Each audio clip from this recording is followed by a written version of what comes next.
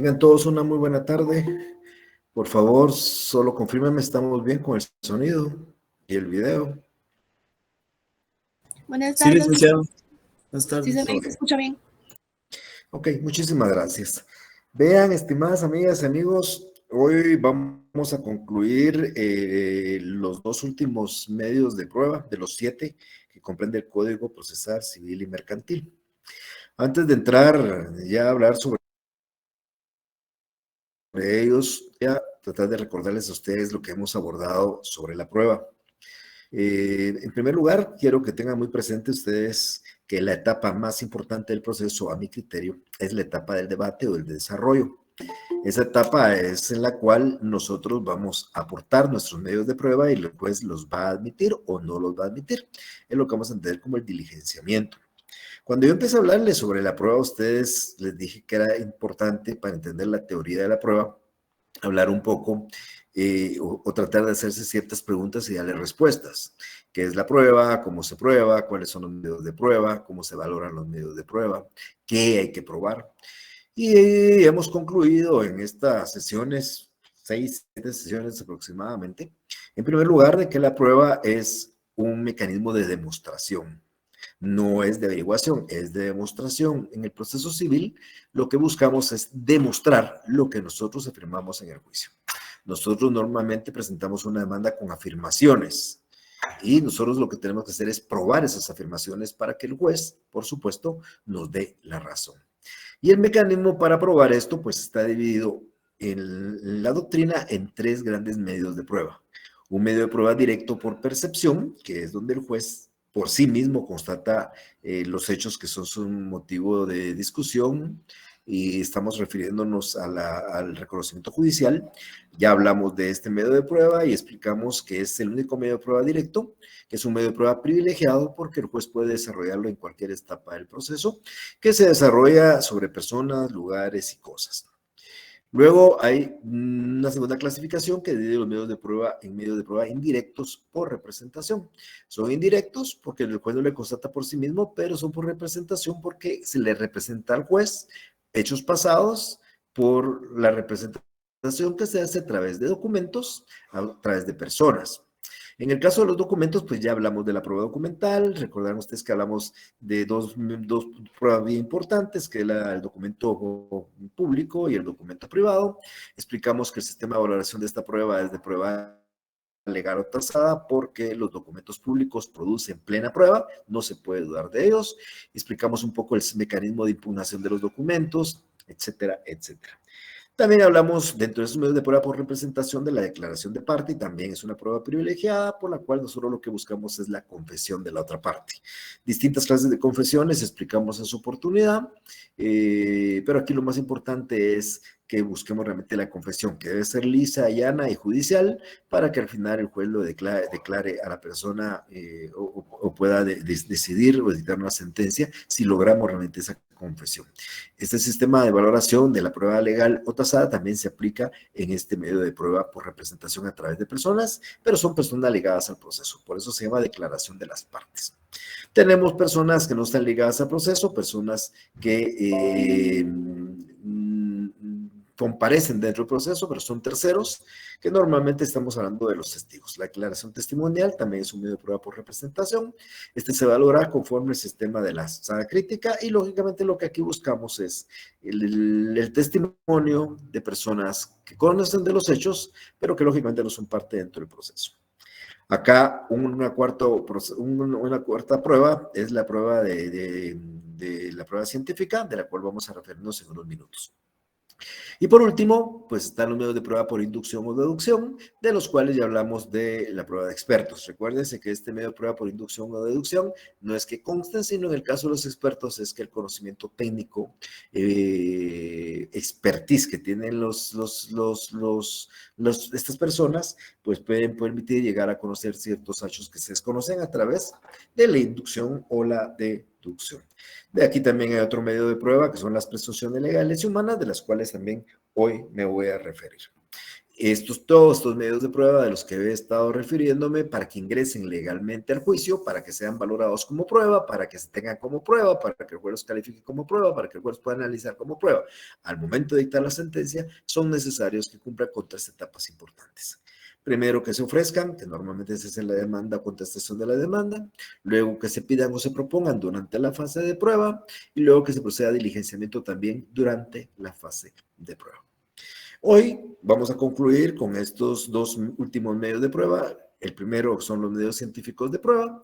Y sobre esto me voy a referir en este momento, diciéndoles a ustedes que es un medio de prueba novedoso. Novedoso me refiero en cuanto a que el Código Procesal anterior, la Ley de Enjuiciamiento Civil, el Decreto 2009, no contemplaba este medio de prueba. Este medio de prueba ingresa con el Código. O sea, el Código tiene 58 años aproximadamente de existencia, pero aquí se comienza a analizar ya basados en la ciencia, la posibilidad de esa prueba científica. Entonces, el legislador le llamó medios científicos de prueba.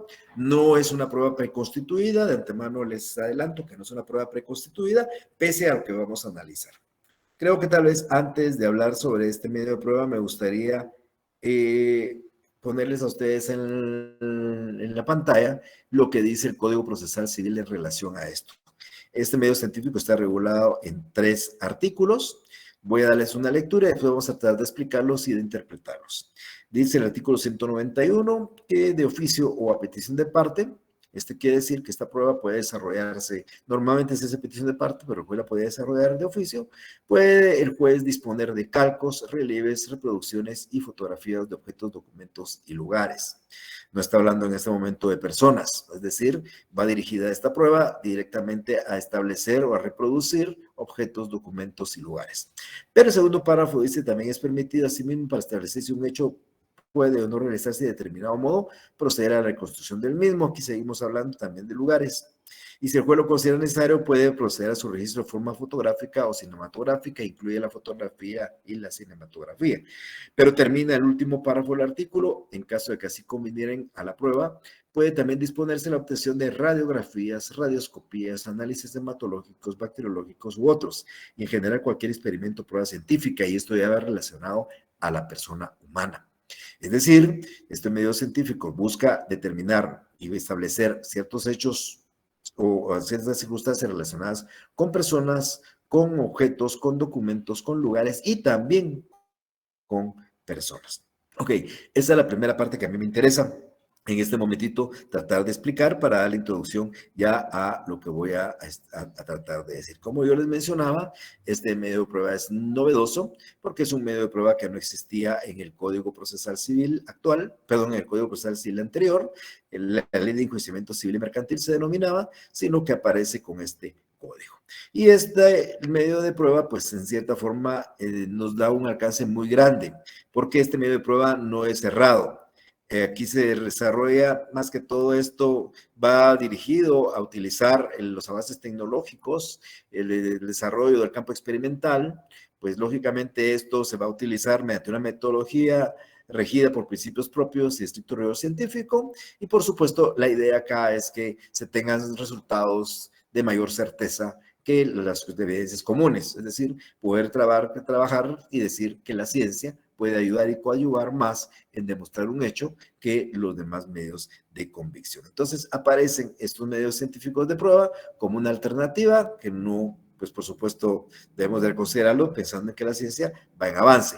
Y importante también mencionar que estos medios de prueba científicos no están cerrados. La ley, como lo vamos a ver en unos minutos, permite que cualquier medio de ciencia que aparezca, no los que actualmente existen, sino que surjan, pues lógicamente puedan ser utilizados. Quiero comentarles que, por supuesto, cuando el código entra en vigencia, pues sí existían videos, había videograbadoras, había cinematografía, pues, seguramente eran cassettes para grabar, pero no existían CDs, no existían USBs, pues tantos sistemas ahora operativos que sirven para guardar documentos o simple y sencillamente para poder demostrar un hecho. Entonces, la ley ha permitido que nosotros podamos en algún momento utilizar de la ciencia para poder demostrar los hechos que ofrecemos. Cuando nosotros analizamos ese artículo que acabamos de explicar, vemos primero, como les decía, que no hay una clasificación cerrada.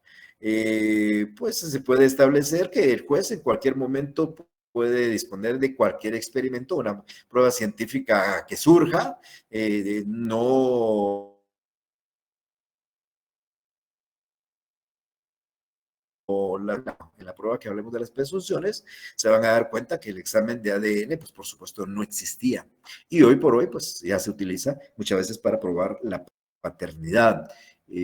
Bueno, de hecho es casi el único medio de prueba para demostrar la paternidad. Hay algún otro también, pero en unos momentos podré estar explicando un poco sobre el tema. Ahora, cuando nosotros vemos el artículo que yo les acabo de poner en la pantalla, nosotros entonces podemos extraer que la prueba científica existe de dos clases. Una prueba científica que tiende a representar objetos, documentos y lugares, y una prueba científica que tiende a representar condiciones propias del ser humano, de la persona humana, u otros aspectos.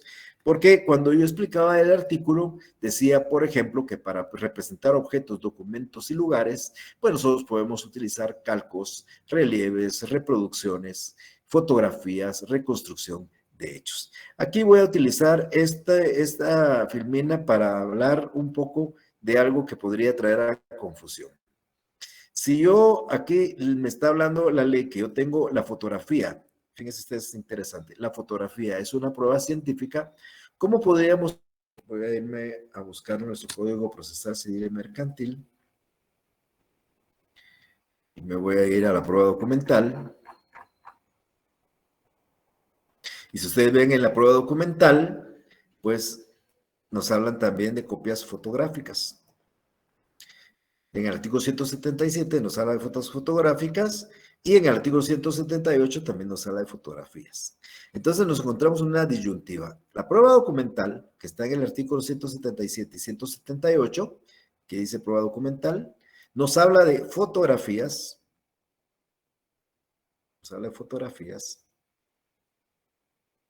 pero también la prueba de prueba científica, de la que estoy refiriéndome en este momento, me voy a adelantar un poquito para acá, también nos habla de fotografías.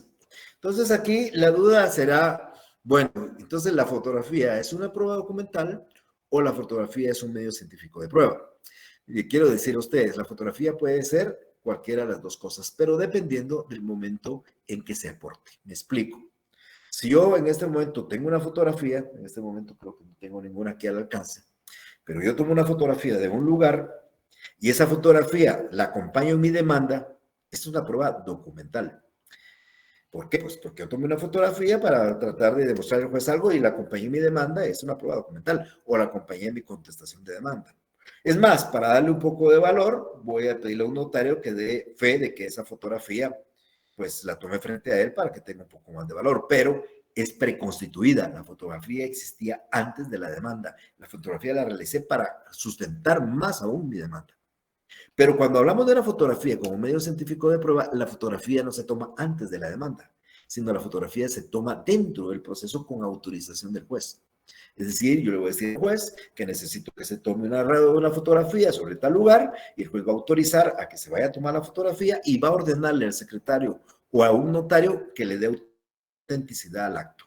Por eso es que cuando nosotros encontramos el artículo 192, dice, certificada su autenticidad por el secretario del tribunal o por un notario, pueden las partes aportar fotografías, copias, cintas cinematográficas y cualquier otra reproducción fotográfica o similar. O sea, el momento oportuno para aportar un medio científico de pruebas dentro del proceso. Si yo llevo la fotografía autenticada por un notario y la presento a la demanda, es una prueba documental, pero si la fotografía me lo permite tomarla dentro del proceso con una autenticación de un notario, será una prueba científica. Esto es bien importante porque lo que quiero explicar acá es que el único medio de prueba preconstituido que ya a ustedes les he explicado varias veces es la prueba documental. Los medios científicos de prueba se van a desarrollar dentro del proceso y se van a desarrollar dentro de la fase de prueba. Pero bien, regreso nuevamente. Entonces, la prueba científica puede ser o busca representar objetos, documentos y lugares y para eso podemos utilizar calcos, relieves, reproducciones, fotografías, una reconstrucción de hechos.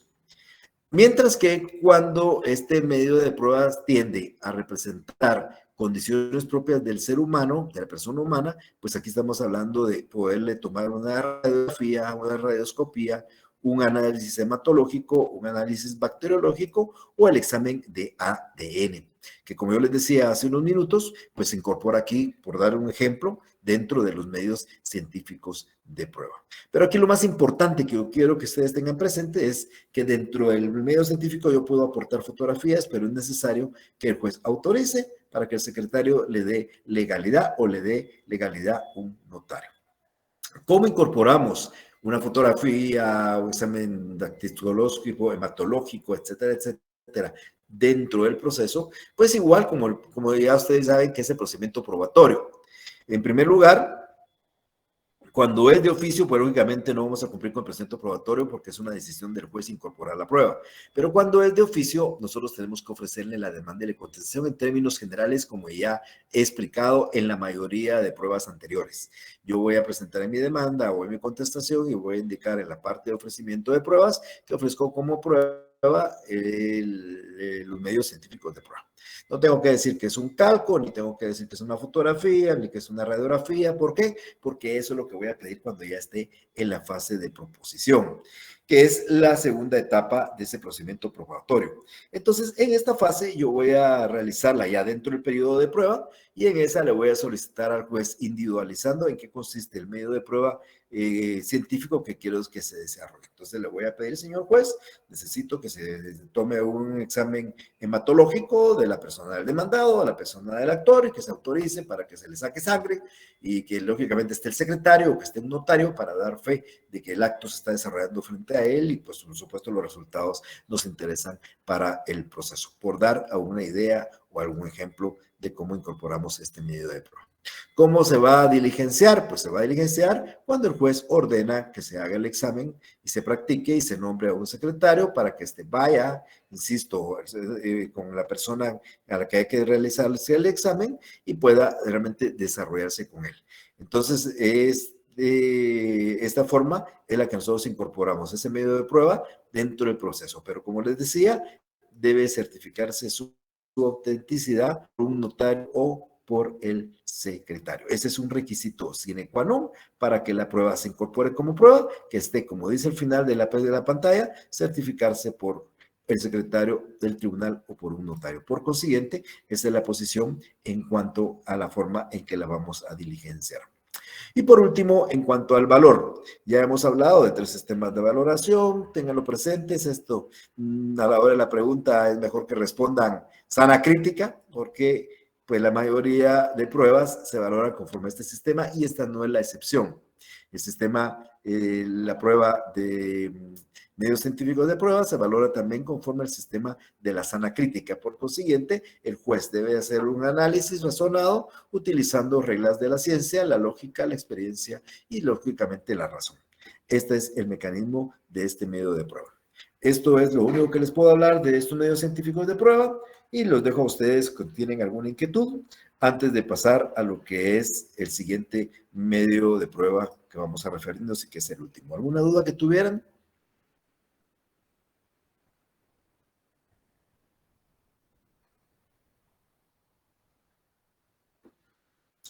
Muy bien.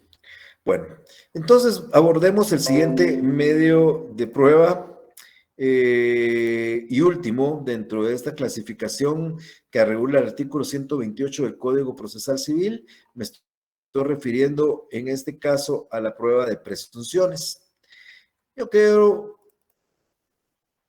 Yo quisiera, para poder dar inicio a esta prueba de presunciones, decirles a ustedes o ponerles a ustedes en una idea un ejemplo. Yo he estado aquí sentado dando clases en la anterior y casualmente ahorita vi a la ventana y vi que está mojada la ventana. Vi al piso y veo que está mojado el piso. Y veo al cielo y veo que está nublado el cielo. Esos son indicios, me constan, los acabo de ver. Acabo de ver la ventana, está mojada mi ventana, está mojado el piso, las calles, está nublado el cielo. ¿Qué puedo presumir? Pues puedo presumir que llovió. Es decir, una serie de situaciones que yo puedo comprobar me llevan a la conclusión de algo que no vi y algo que no me consta. Yo no vi llover, pero esas circunstancias me permiten crear la idea de que llovió. Lo mismo puede suceder si yo llego a una casa y al entrar a la casa veo que está lleno de pino todo el piso veo que están unos globos puestos en la pared, veo que están sacando una marimba y que está saliendo un mariachi, y eso es lo que yo veo, pero cuando entro a casa está vacía, yo lo que presumo es que hubo fiesta. Si las presunciones nosotros las podemos determinar. Yo decía en la otra sección, pues nos sale en la mente porque nosotros somos así. ¿Qué sucede cuando llegamos a un lugar, encontramos a la novia de nuestro amigo en una reunión con otro amigo? Pues somos tan mal pensados, así decimos, son mal pensados, que presumimos que esta novia de mi amigo anda con otro. Lamentablemente así actúa el ser humano, pero es una forma de razonar. Esas presunciones existen en el ser humano y no existen desde la... No somos el privilegio que en esta época moderna presumimos. Se presume desde que existe, creo que, el razonamiento humano. ¿Por qué? Porque lógicamente nosotros tenemos que llegar a sus conclusiones. Yo les decía, tratando de dar un ejemplo, ¿qué pasó cuando los romanos hicieron el Código Civil?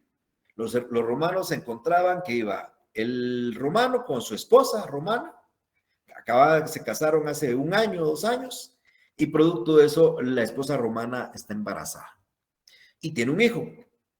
Y entonces, ¿qué presumimos nosotros? ¿Qué presumimos? Si se casaron, viven juntos, pues presumimos que ese hijo es del marido. Bueno, aquí en nuestro país pues, presumimos lo contrario, ¿verdad? Normalmente presumimos otras cosas porque así somos, mal pensados. Pero nosotros como seres humanos tenemos esa forma de razonar, es una cuestión normal. El Código Procesal, en el último numeral del artículo 128, regula como prueba las presunciones en el proceso civil.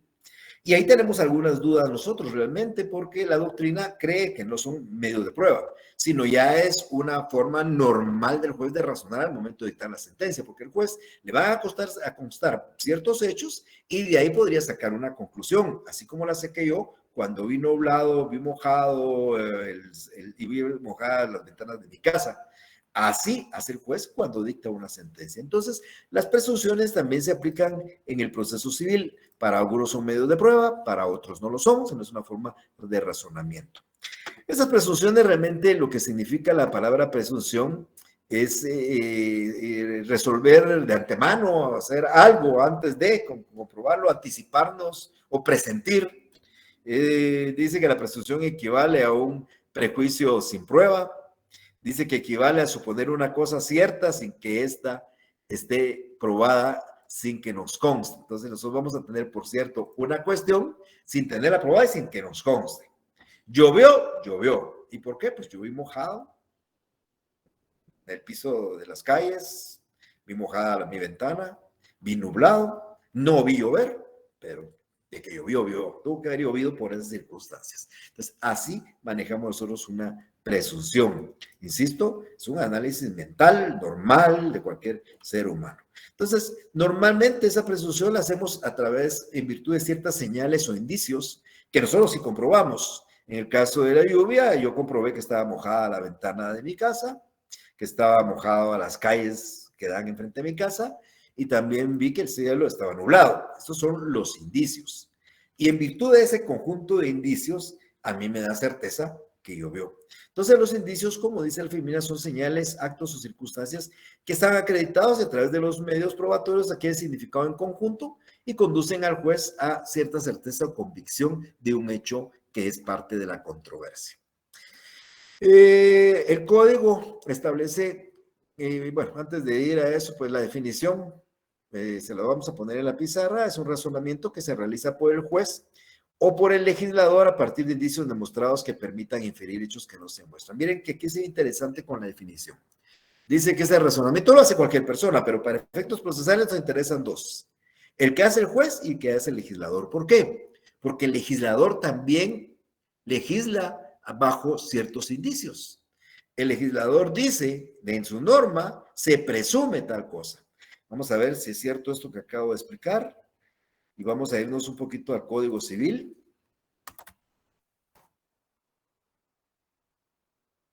Si nos vamos al Código Civil y nos vamos, por ejemplo, a este artículo 199, que es de la paternidad y filiación matrimonial, miren lo que dice. El padre es hijo, perdón, el marido es padre del hijo concebido ante el matrimonio. Esto lo hizo el legislador romano, en la época romana. cuando vio al marido romano con su esposa romana casados y con ella engendrando un hijo, pues ¿qué presumimos? Que ese hijo es de ella.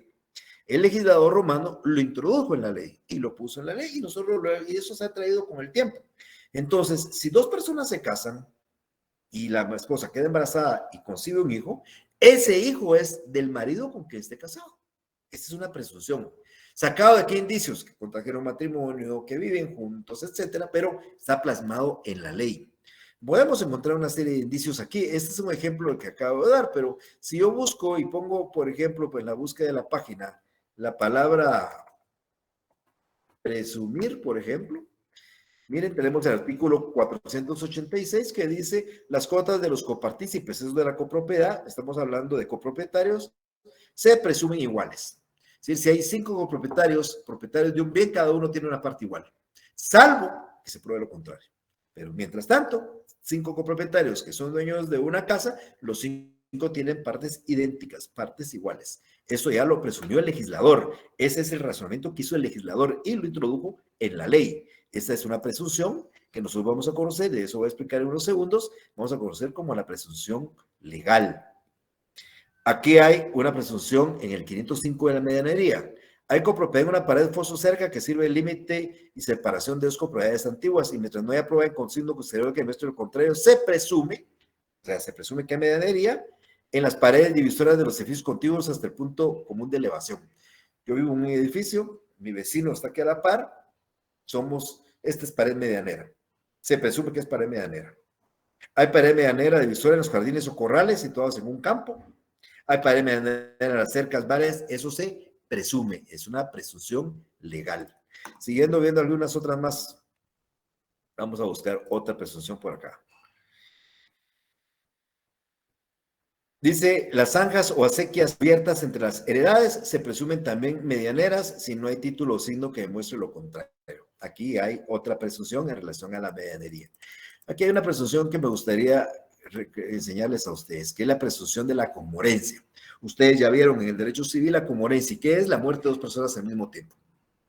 Bueno, iban dos amigos en una moto, se estrellaron y se mueren. Aquí no aplica la comorencia. ¿Por qué? Porque son amigos. Entre ellos no hay transmisión de derechos y obligaciones. La preocupación para el legislador fue que se mate el papá y el hijo o se maten los esposos en un mismo acto. Y entonces la pregunta aquí es, ¿quién hereda a quién? Si murieron. Entonces hay una presunción legal que dice, si dos o más personas hubieran fallecido de modo que no se pueda probar cuál de ellas murió primero, se presume que fallecieron todas al mismo tiempo sin que pueda alegar transmisión alguna de derechos entre ellas. Se murieron un par de esposos, la señora tiene sus hijos propios, él tenía sus hijos propios y sucede que el señor tenía un montón de bienes y los hijos de la señora quieren alegar que ahora ella es heredera de él porque falleció con él, pero la ley está diciendo que fallecieron en el mismo acto, salvo que probemos lo contrario. Yo mencionaba un ejemplo que me lo contaron, no es que yo lo haya vivido ni lo haya leído, sino me contaron, que se refiere a un caso norteamericano y es la muerte de John F. Kennedy Jr. Dice que John F. Kennedy Jr. se mata con su esposa y cuando está en una avioneta que él tripulaba. Ahí hay un típico caso de comorencia. Ni John F. Kennedy puede heredar de la esposa, ni la esposa puede heredar de él, porque conforme a esta presunción legal, pues fallecieron en el mismo momento. Sin embargo, cuentan que la familia de la esposa trató de probar y se involucró en un juicio para probar que la esposa había fallecido milésimas de segundo después de John F. Kennedy. Porque como él era el que iba tripulando, él iba delante de la avioneta, ella iba en la parte de atrás y él falleció milésimas de segundo antes que ella. Y por consiguiente, por esas milésimas de segundo que pretendía probar, entonces la esposa de John F. Kennedy heredaba toda la fortuna de John F. Kennedy y eso quería la familia de la señora. Pareciera que el tema resultó con un acuerdo, al final resolvieron darle una solución al asunto mediante un acuerdo entre las familias y con eso resolvieron ese inconveniente. Pero lo que trato de explicar es que esa norma del artículo 3º viene siendo una presunción también, donde se presume que si mueren dos personas al mismo tiempo, si estableciese quién murió antes, se presume que murieron en ese mismo momento y no se pueden transmitir derechos ni obligaciones. Voy a agregar una norma más que también me interesa a mí, esa está en la ley del organismo judicial, está en este artículo 3º, la primacía de la ley.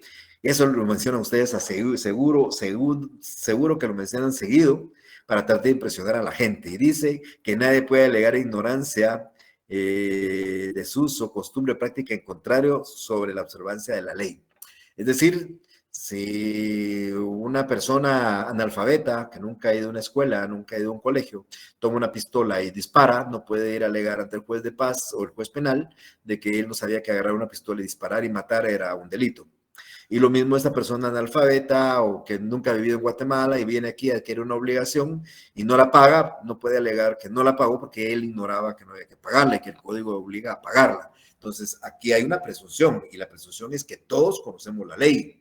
Y estoy seguro que ustedes conocen, igual que yo, parte de la ley, pero no conocemos realmente toda la ley. Hay disposiciones de la época de Jorge Ubico que todavía están vigentes y que nosotros tampoco ignoramos, pero a la hora de un asunto nosotros no podemos alegar ignorancia. Esto también es una presunción legal hecha por el legislador. Pero traté de traer esta presunción porque me interesa seguir explicando un poco el tema de las presunciones. Entonces, cuando hablamos de las presunciones, vamos a encontrar que hay dos clases de presunciones.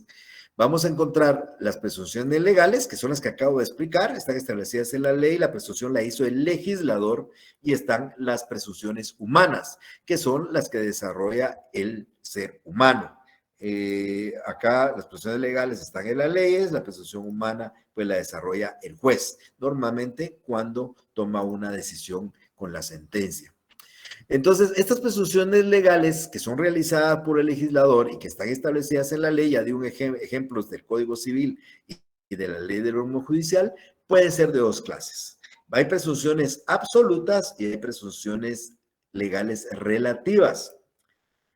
Las absolutas, les llamamos las presunciones iuris et de iure, y las presunciones relativas se le denominan iuris tantum. Las presunciones relativas iuris tantum son aquellas que admiten prueba en contrario. Regreso otra vez al ejemplo en el Código Civil. En el Código Civil, cuando nosotros estábamos hablando del matrimonio, voy a irme al matrimonio al 200 y pico, perdón, a la paternidad, disculpen, a la paternidad.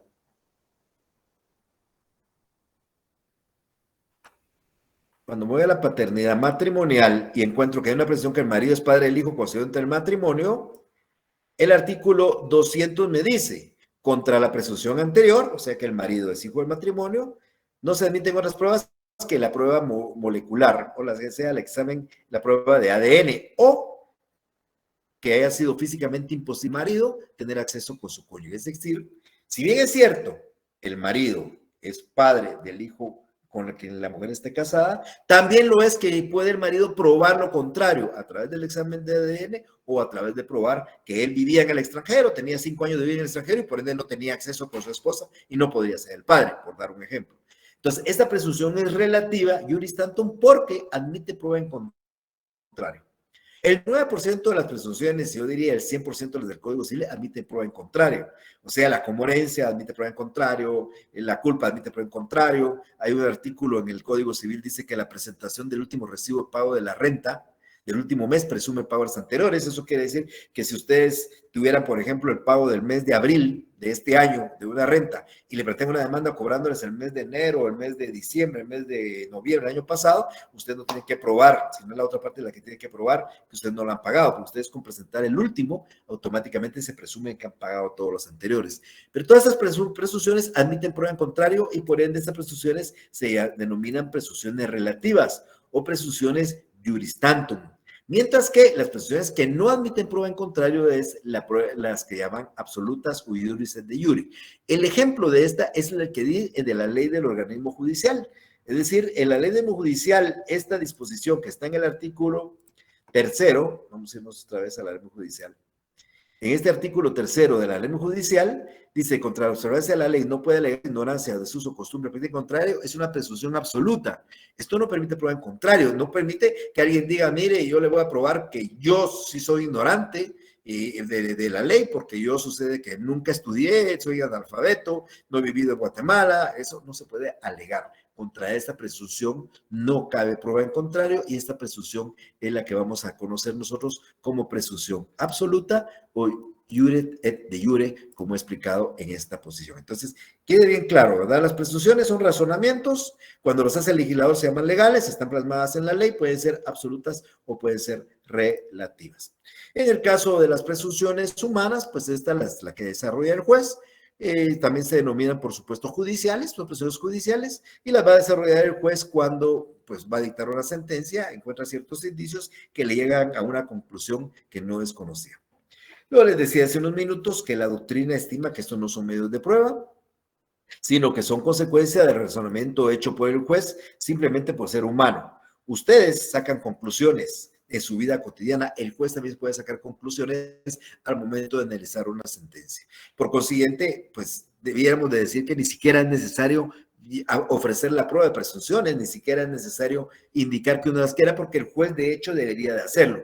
Sin embargo, estimadas amigas y amigos, la ley regula esas presunciones como medio de prueba, lo señala en el numeral séptimo del artículo 128, y como tal, si bien es cierto, pudiera ser un razonamiento normal del juez, también es cierto que mejor debemos de cumplir con el procedimiento probatorio para que el juez las tome en cuenta. ¿Y en qué consiste ese procedimiento probatorio? Pues igual que cualquier otro medio de prueba, se ofrece en la demanda o la contestación, simplemente indicando que se quiere que se tenga como prueba, perdón, que se ofrece como prueba las presunciones legales y humanas. Al momento de estar en la fase del periodo de prueba, nosotros presentamos un memorial pidiéndole al juez que tenga como prueba las presunciones legales y humanas y el juez la diligencia dictando una resolución que dice normalmente así, se tiene como prueba con citación de la parte contraria de las presunciones legales y humanas. Eso es un tema muy sencillo, que reitero, yo también comparto mucho lo de la doctrina, no es necesario realmente, no debería ser necesario realmente ni ofrecerlas, ni proponerlas, ni diligenciarlas, pero y porque el juez lo va a hacer, aunque nosotros no se lo pidamos, pero como la ley lo regula como prueba, es que ustedes siempre le pidan al juez, le ofrezcan en la demanda presunciones legales humanas, le pidan que se tenga comprobada las presunciones legales humanas para que el juez dicte una resolución diciendo que se tienen como prueba esas presunciones legales y humanas. Esto es más o menos el tema de estos dos medios de prueba que yo trataba de explicar. Yo espero que más o menos hayan quedado un poco claros. No es mucho lo que hay que explicar sobre ellos, pero bueno, igual si tienen alguna duda, alguna inquietud, pues hoy ya los dejo en el uso de la palabra por si tienen cualquier cuestionamiento que quieran realizar.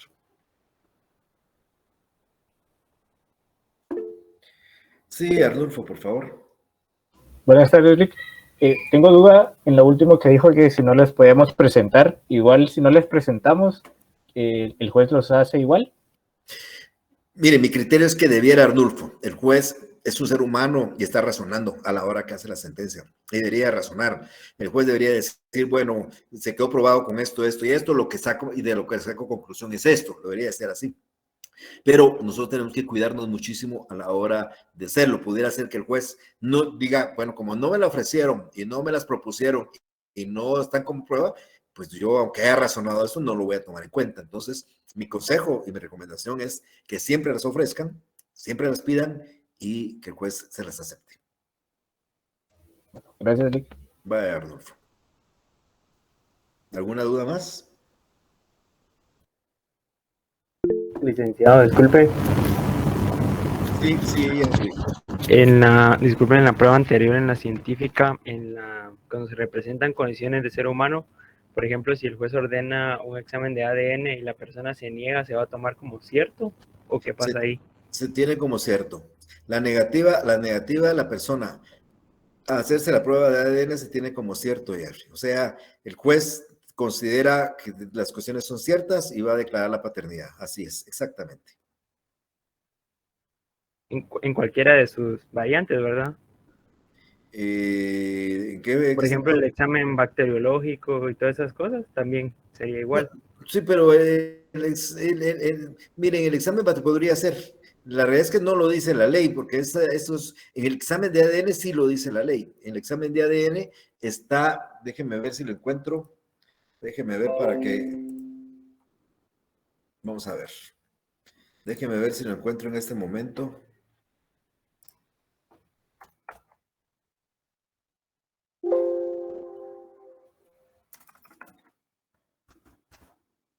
Hay una modificación a la ley. No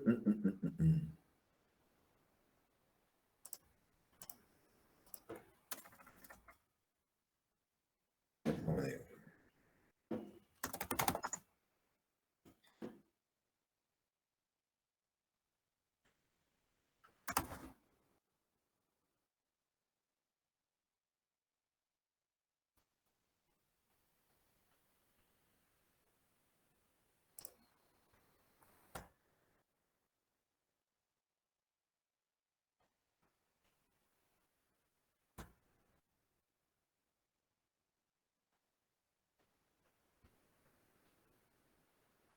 No me quiere cargar el código. Bueno, pero ahí no, por algo se me quedó aquí trabado. Ok.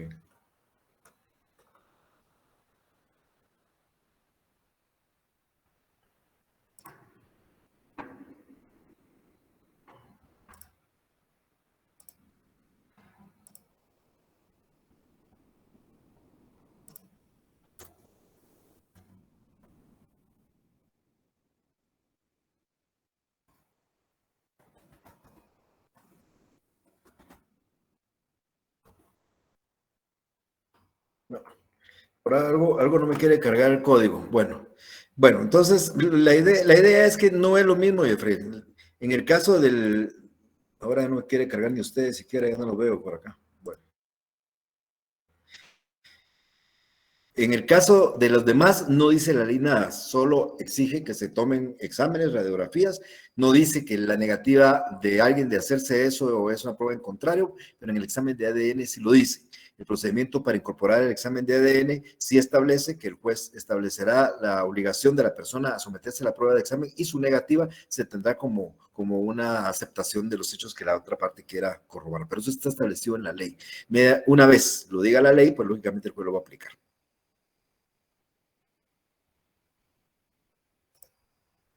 ¿Alguien más iba a preguntar algo? Por ahí vi a alguien que levantaba la mano. ¿Alguien más que quiera preguntar? Muchas gracias, Lick. A usted, Jeffrey.